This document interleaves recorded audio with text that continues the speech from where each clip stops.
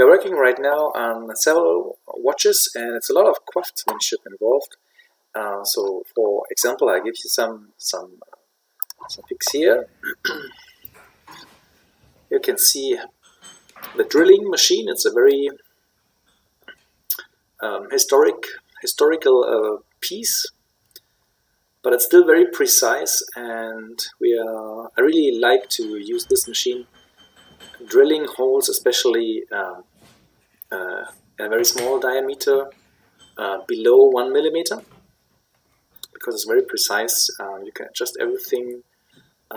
It's not rocket science, it's not high tech, but it's a very solid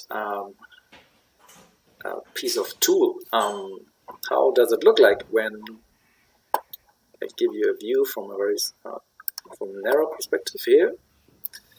This is one of the movements, which is partly finished already, but still some holes still need to be made. Some threads still need to be made for this part to hold the plate that is between the dial and the surface of the movement, which included later the motion work for the regulator.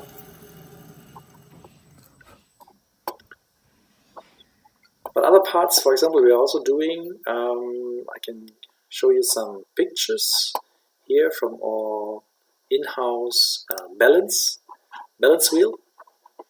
It looks like this. You can see the balance wheel and the screws. We are putting 14 to 16 screws in every balance wheel. These are actually the smallest screws that we use, which have a diameter of the thread 0.4 millimeters. And it's a really delicate kind of work to put all the screws into the balance wheel and use the screws to really balance the balance wheel, so that no matter in which position you will carry the watch, it runs all at the same timing. So you really can adjust using the screws for the balance wheel. How to do it? We are using this piece of tool. You can see the robin surface where the pivots lie on, and when the balance wheel still turns, because it's out of balance, it will turn so that the heaviest part is below the balance, and so you can define where the unbalance is located, and can by removing material from the screws can change it so long so it really can be balanced in the end. What else do we have here? Here you can see how the threads will be made to put in all the screws, and here is how the balance look like all together assembled. The stuff, the hairspring, the balance wheel with the screws, and also the plateau, which you can't see in this view. Yeah, and where does all this happen? To give you a little idea how it works and where it will be done. Here you can see one of the workbenches that I'm working on. You can see a lot of tools on it. You can see screwdrivers, drills. You can see files and all kinds of all kinds of holders. Here I have another view on the table. This is the place where I usually work, and right now here will the movement be assembled. The big wheel over there is the barrel, and now wheel after wheel will be assembled. This little spring is the second stop spring. Every time you will pull out the crown, it will stop the balance of moving, so the second hand will stop, so you can really set very precisely the time of the watch. Now it comes escapement wheel. The second wheel,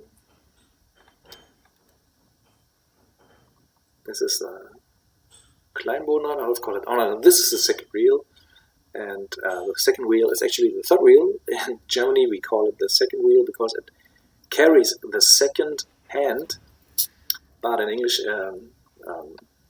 it's different. The calling is different. This is the first wheel, or in German is called the minute wheel because it will carry the minute hand, and it's in the center of the watch movement.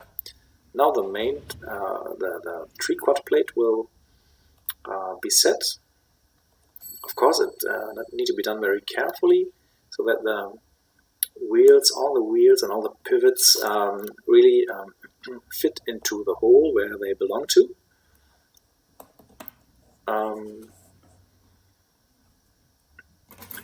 Usually this work is done by moving the wheels a bit back and forward, so you in every moment you can check whether the wheels and the pivots are freely moving. And when you're sure that all the pivots are into the robin holes, then the screws will be fitted.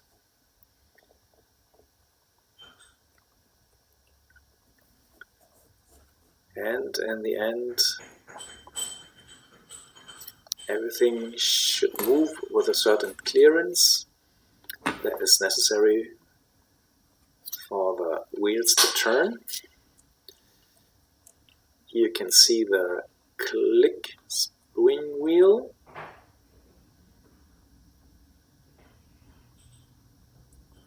With a screw, which is black polished. And the click spring wheel has this typical surface that you always can find in a fine German watchmaking. We test it as well. The movement is moving. The clearance will be checked here. And when this work is done,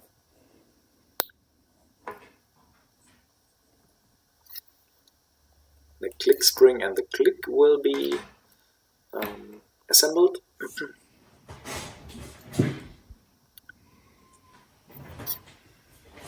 And if this work is done, the next part will be assembling the anchor.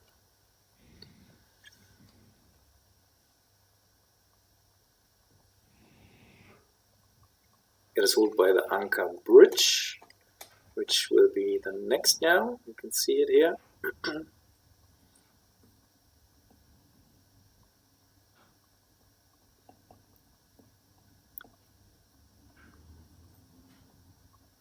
And hold by 2 screws before the balance, including the balance cock and the swan neck fine adjustment, will be assembled above the anchor.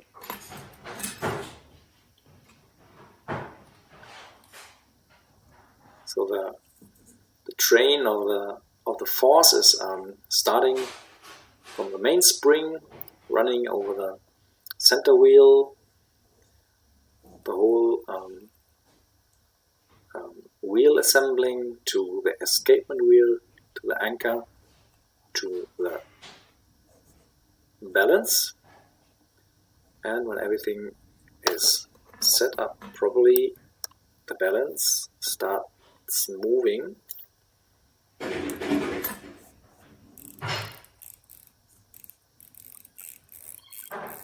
And running and performing.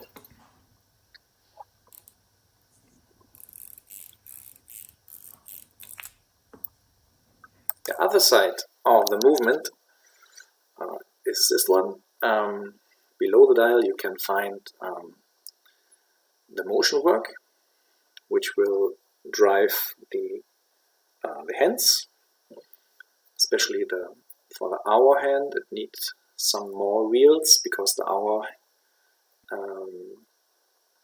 the time of the hour comes not from the center, but it's below the 12.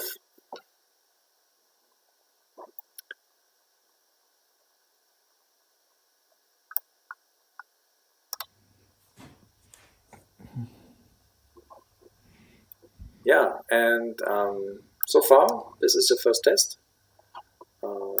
Let's check who is still working today. You can see the master watchmaker working on some minute hands.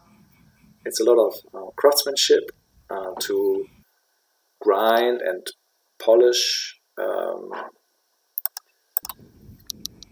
the surface of the hand before it will be blued.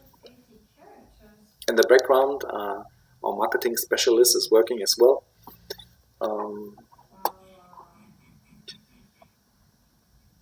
Yeah.